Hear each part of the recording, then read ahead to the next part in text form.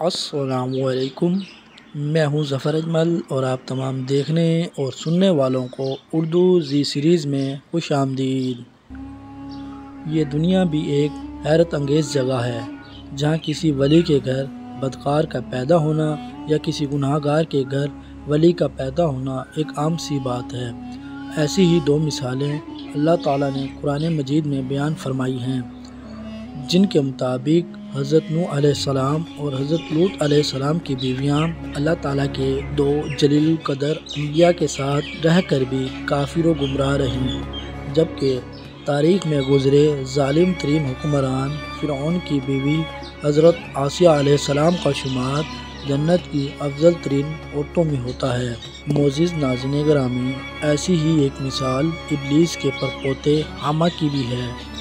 جی ہاں، وہی ابلیس جو اس کائنات میں ہونے والے تمام گناہوں کا روح رواں ہے، وہی ہے جو انسانوں کو گناہ کی ترغیب دیتا ہے اور ان کی دنیا اور آخرت کی بربادی میں اہم کردار ادا کرتا ہے۔ لیکن اسی ابلیس کا ایک پرپوتا ہے جو حامہ کے نام سے مشہور ہے۔ حامہ کون تھا؟ حامہ کی عمر کتنی تھی؟ ابلیس کا پوتا ہونے کے باوجود حامہ جنت میں کیوں جائے گا؟ ان تمام سوالوں کے جواب جاننے کے لیے ویڈیو کو اینڈ تک دیکھیں۔ تمام نئے آنے والے دوستوں سے گزارش ہے کہ ہمارے چینل کو سبسکرائب کریں اور ویڈیو پسند آنے کی صورت میں اسے لائک، شیئر اور کمنٹ کریں۔ معزز ناظرین گرامی، حامہ ان جنات میں سے تھا جو کہ حضرت آدم علیہ السلام کے بیٹے حابیل کے خون میں شریک تھے۔ اس کے باوجود کتب احادیث میں اس کا ذکر انتہائی احسن الفاظ میں بیان ہوتا ہے۔ مختلف احادیث کے مطابق اس نے اپنے گناہوں سے توبہ طائب ہو کر بہت سے انبیاء علیہ السلام کی صحبت اختیار کی، اور آسمانی کتابوں کا ابو نعیم اور امام بہقی حضرت عمر رضی اللہ تعالیٰ عنہ سے روایت کرتے ہیں کہ ہم رسول کریم صلی اللہ علیہ وآلہ وسلم کے ساتھ تہامہ نامی پہاڑ پر بیٹھے تھے کہ ایک بوڑھا آدمی اپنے ہاتھ میں عصا لے کر آیا اور نبی کریم صلی اللہ علیہ وآلہ وسلم کو سلام عرض کیا، جس کی آواز جنوں کی سی تھی۔ آپ صلی اللہ علیہ وآلہ وسلم نے دریافت کیا کہ تو کون ہے؟ اس نے کہا کہ میں ایک جن ہوں، میرا نام حامہ ابن اہیم ابن عقیس ابن ابلیس ہے۔ رسول کریم صلی اللہ علیہ وآلہ وسلم نے فرمایا کہ یہ بتاؤ تمہاری عمر کتنی ہے؟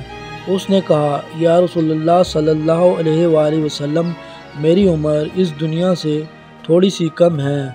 جن دنوں حابیل نے قابیل کو قتل کیا تھا میں اس وقت کئی برس کا بچہ تھا، مگر باتوں کو سمجھتا تھا، پہاڑوں میں دوڑتا پھرتا تھا، لوگوں کا کھانا اور غلہ چوری کر لیا کرتا تھا اور لوگوں کے دلوں میں وسوسے بھی ڈال دیا کرتا تھا کہ وہ اپنے اقربا سے بدسلوکی کریں۔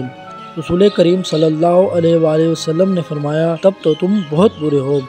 اس نے کہا یا رسول اللہ صلی اللہ علیہ وآلہ وسلم، آپ مجھے ملامت نہ فرمائیں، میں توبہ کرنے آیا ہوں۔ یا رسول اللہ صلی اللہ علیہ وآلہ وسلم، میں نے حضرت نوح علیہ السلام سے ملاقات کی، میں ان کی مسجدوں میں رہا کرتا تھا اور ان پر ایمان لانے والوں میں سے تھا۔ میں نے حضرت نوح علیہ السلام سے کہا تھا اے نوح، میں ان لوگوں میں سے ہوں جو حابیل بن آدم جیسے سعادت مند بیٹے کے خون میں شریک تھے، تو کیا پروردگار میری توبہ قبول فرمائے گا؟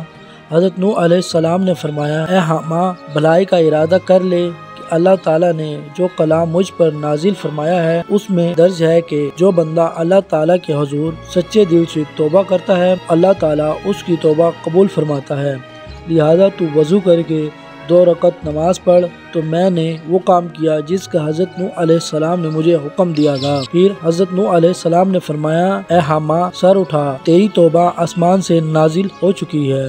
اس کے بعد میں 1 سال تک اپنے رب کی عبادت میں مصروف رہا۔ میں حضرت ہود علیہ السلام کے ساتھ موجود تھا کہ جب وہ اپنی قوم میں تبلیغ کیا کرتے تھے۔ میں نے حضرت یعقوب علیہ السلام کی بھی زیارت کی ہے، جبکہ میں حضرت یوسف علیہ السلام اور حضرت الیاس علیہ السلام سے بھی ملاقاتیں کرتا رہا ہوں۔ میں نے حضرت موسیٰ علیہ السلام سے تورات کی تعلیم حاصل کی۔ حضرت موسیٰ علیہ السلام نے فرمایا کہ اے حامہ، جب تم حضرت عیسیٰ علیہ السلام سے ملو تو انہیں میرا سلام پیش کرنا۔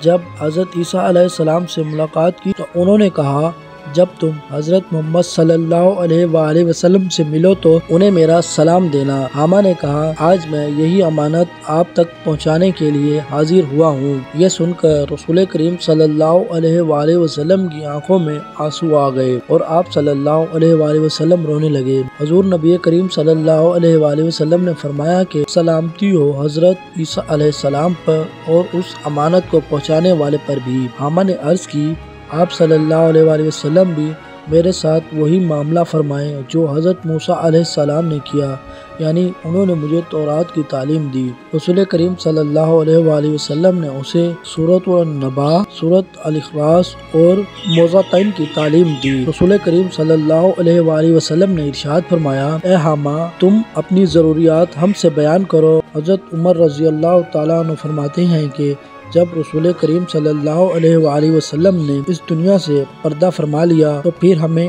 حما کی خبر نہیں اور ہمیں یہ بھی معلوم نہیں کہ وہ زندہ ہے یا انتقال کر گیا ہے۔